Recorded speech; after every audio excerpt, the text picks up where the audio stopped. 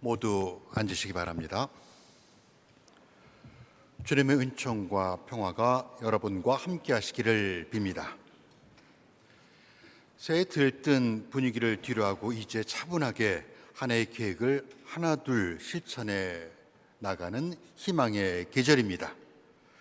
그러나 이 시간 세계 곳곳에서는 여전히 억압과 폭력 속에서 고통받는 이웃들의 소식이 전해지고 있습니다. 우크라이나에서, 가자에서, 그리고 이란에서는 억압과 권위주의에 저항하는 시대를 진압하는 과정에서 많은 생명이 희생되었다는 안타까운 소식이 들려옵니다. 빛을 거부하는 어둠이 여전히 깊게 자리하고 있는 현실 앞에서 우리 마음은 겨울바람보다 더 시립니다.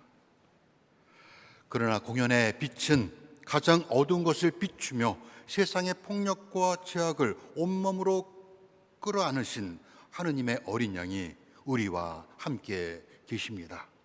오늘 이 성천례가 고통받는 이들에게는 하느님의 위로가 되고 우리에게는 하느님의 법인 생명과 평화를 다시금 새기는 시간이 되기를 소망합니다. 성부와 성자와 성령의 이름으로 말씀드립니다. 우리는 지금 공연절기의 한가운데를 지나고 있습니다. 성탄의 환희는 지나가고 고난의 사순절기까지는 아직 시간이 조금 남아 있습니다. 어쩌면 지금이 교회력에서 가장 조용한 시간일지 모릅니다. 그러나 공연절은 비어있는 시간이 아닙니다. 이 시기는 하나님께서 어떤 방식으로 세상에 자신을 드러내시는지, 그리고 우리가 그 드러남에 어떻게 응답하며 살아가야 할 것인지를 배우는 시간입니다. 성탄이 하나님께서 우리와 함께 하시려고 세상에 오신 임마누엘의 계절이라면 공연절은 우리 곁에 오신 그분을 알아보고 그분의 자취를 따라가는 법을 배우는 계절입니다. 오늘 복음에 등장하는 인물들은 아직 제자라 불리기 전의 사람들입니다. 그들은 모든 것을 완벽하게 이해했기 때문에가 아니라 아직도 불확실하지만 마음속에서 일어나는 작은 신뢰와 용기를 갖고 믿음의 첫 발을 내딛고 있습니다. 요한복음은 다른 복음서들과 달리 예수님의 첫 말씀을 나를 따르라는 명령이 아니라 질문으로 시작합니다. 너희가 바라는 것이 무엇이냐? 이는 결코 가벼운 질문이 아닙니다.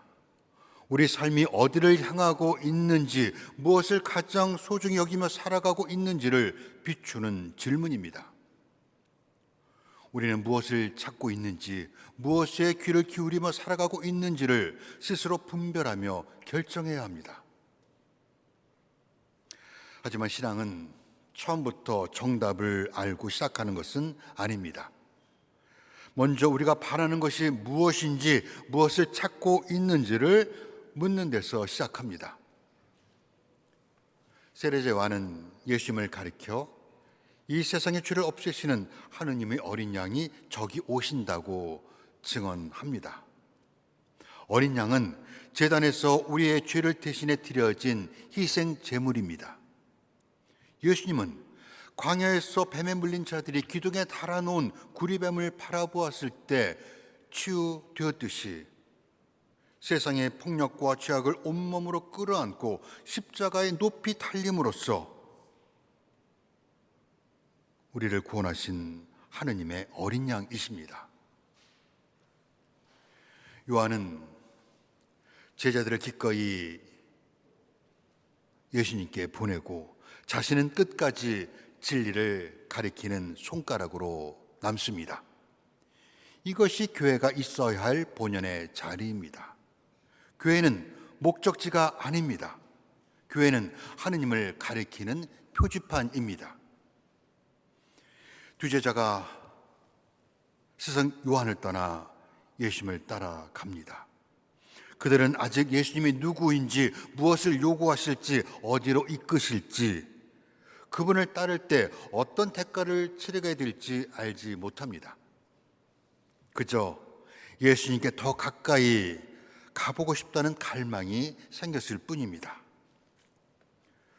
신앙의 시작은 대개 이렇게 시작합니다. 모든 것이 명확해진 다음에 움직이는 것이 아니라 예수님을 향해 움직이면서 조금씩 분명해지는 것이 신앙의 신비입니다. 예수님은 뒤를 돌아보시며 묻습니다. 너희가 바라는 것이 무엇이냐? 제자들은 대답 대신 랍비, 묻고 계시는 데가 어딘지 알고 싶습니다라고 되묻습니다. 이것이 예수님의 방식입니다. 하느님은 눈을 감고 믿으라고 하지 않으시고 눈을 열어 진리를 보라고 하십니다. 그분은 강요하지 않고 묻고 기다리고 스스로 말하게 하십니다. 우리 성공회가 분별의 이성을 신앙의 소중한 동반자로 존중하는 이유도 바로 여기에 있습니다. 묻고 계신 곳이 어디입니까? 이 질문은 아파트에 사는지 단독주택에 사는지를 묻는 것이 아닙니다. 요한복음에서 묻는다는 말은 관계의 언어입니다. 예수님께서 요한복음 15장에서 내가 아버지의 사랑 안에 머물러 있듯이 너희도 내 사랑 안에 머물러 있게 될 것이다 말씀하실 때 쓰신 머물다라는 단어와 같습니다. 그들이 물은 것은 예수님의 사시는 방식, 그분의 삶이 뿌리 내린 곳이 어디인지를 묻고 있는 것입니다. 그 질문에 예수님은 길게 설명하지 않으시고 와서 보라고 초대합니다. 그들은 예수님과 함께 식사를 하고 이야기를 나누며 하루를 보냈을 것입니다. 하지만 와서 보라는 예수님의 초대에 응한다는 것은 실제로는 큰 용기를 필요로 합니다. 그것은 내가 알고 있다고 지금까지 믿어온 것들이 흔들릴 수 있음을 받아들이는 일입니다. 이전에 보지 못한 새로운 곳에 마음을 열어야 합니다. 오늘 복음은 특이하게도 때는 4시쯤이었다고 구체적인 시간을 기록하고 있습니다. 왜 그렇습니까?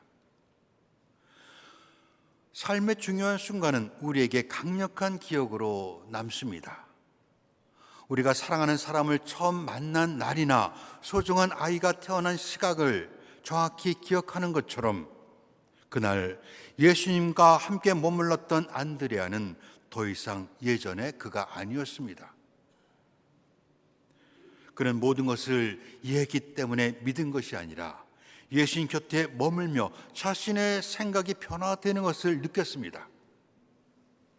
신앙의 증언이란 대개 이런 방식으로 시작합니다. 지식이나 확신보다 변화의 체험이 앞서 옵니다. 믿음은 번개처럼 번쩍이는 한순간의 신비한 체험이 아니라 그분 안에 오래 머물며 배우는 과정에서 자랍니다. 이 독서에서 바울로가 우리는 그리스도를 믿어 거룩하게 된 사람들이라고 말할 때 이는 우리가 완벽해졌다는 뜻이 아닙니다. 거룩해져 가는 과정 속에 있다는 격려입니다.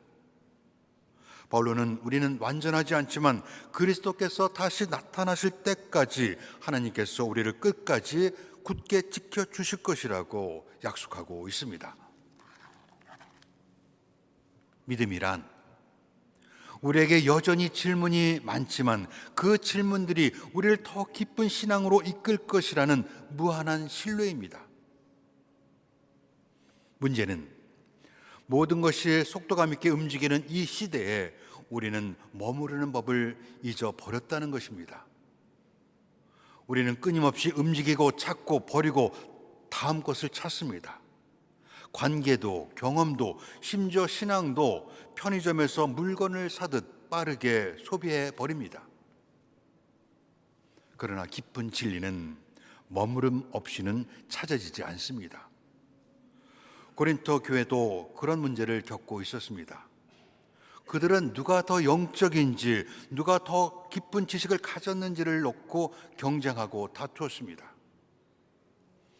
그런 그들을 향해 바울로는 하나님께서 여러분을 부르셔서 당신의 아들 우리 주 예수 그리스도와 친교를 맺게 해 주셨습니다라고 말합니다. 이는 언변이나 지식보다 그리스도와의 친교, 곧 그분 안에 머무는 것이 더 중요하다는 것입니다. 친교, 곧 코이노니아는 단순한 인간적 교제가 아니라 그분과 함께 머물고 함께 나누는 깊은 연대입니다. 예수님과 하루를 머문 안드레아는 시몬에게 달려가 우리가 찾던 메시아를 만났소라고 증언합니다. 이 증언의 사슬이 이어져 오늘 우리에게까지 이르렀습니다. 그는 설득하거나 가르치려고 하지 않았습니다. 안드레아는 자신이 경험했던 것처럼 형 시몬도 예수님 안에 머물 수 있다면 자신처럼 변화될 것을 상상했습니다. 오늘 우리는 어떻습니까? 우리는 무엇을 찾고 있습니까? 그리고 마침내 누군가에게 와서 보라고 초대할 만한 것을 발견하셨습니까? 오늘 이 성찬 시간에 꼭 발견하시기를 소망합니다. 그런데 만약 우리가 신앙의 여정 속에서 여전히 확신 없이 머뭇거리고 아직도 무언가를 찾고 있는 중이라면 우리 신앙에 문제가 있는 것입니까? 괜찮습니다.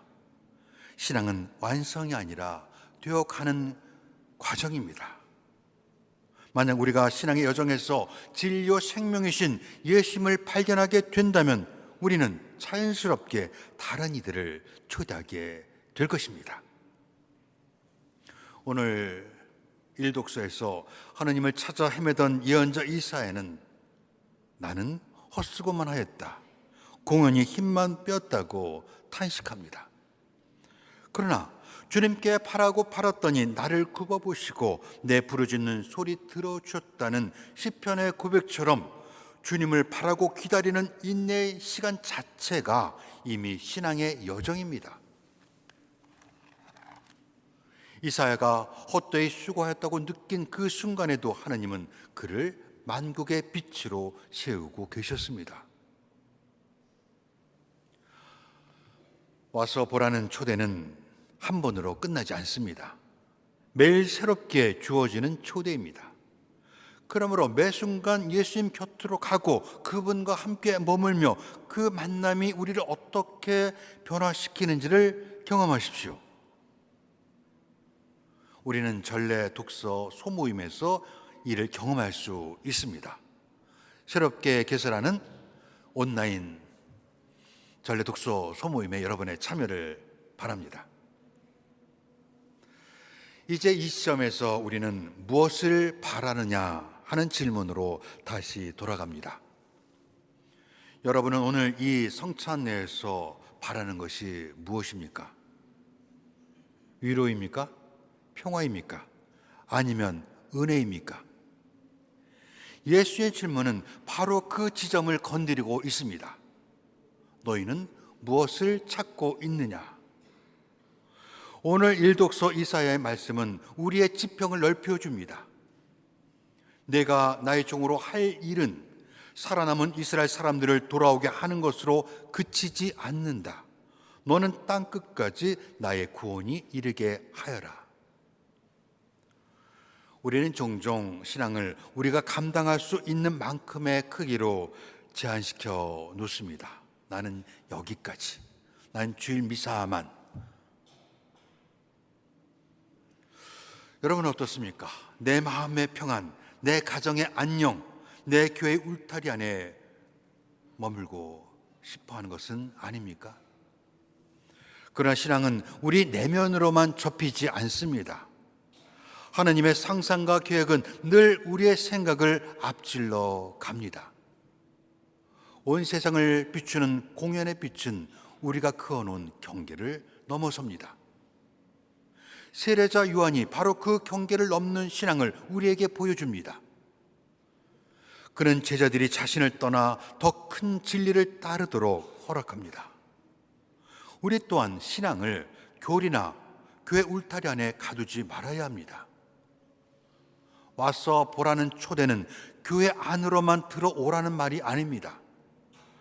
주님을 만난 사람은 교회 담장을 넘어 예수님이 사랑하시는 것을 사랑해야 하고 예수님이 아파하시는 것을 외면하지 말아야 합니다. 우리가 받은 은사는 자신만을 위한 것이 아니라 서로에게 선물이 되어야 합니다.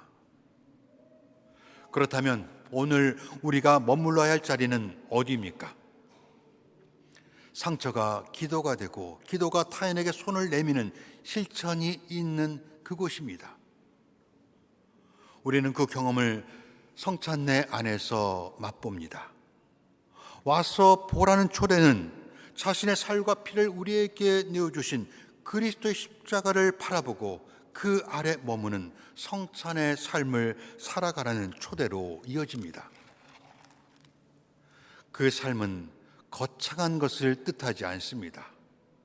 오늘 만나는 한 사람을 함부로 판단하지 않는 것, 내가 가진 힘을 약한 이들을 위해 사용하는 것, 낯선 이에게 베푸는 친절과 같은 작은 선택들이 예수님의 자리로 우리를 데려갑니다. 신앙은 당신은 살아계신 하나님의 아들 그리스도이십니다라는 확신에 찬 베드로의 고백도 중요하지만 결국 무엇을 찾느냐는 예수님의 질문에 답하며 살아가는 일입니다. 예수님께서 와서 보라고 하실 때 그것은 완성된 믿음을 요구하는 것이 아닙니다. 함께 걷자는 초대이며 나와 머물며 배우자고 손을 내미는 것입니다. 그러므로 우리의 신앙은 언제나 열려 있어야 합니다. 새로운 깨달음에 열려 있고 타인의 이야기에 열려 있으며 무엇보다 하나님께서 우리의 생각보다 더 크고 넓게 일하고 계신다는 사실에 열려 있어야 합니다.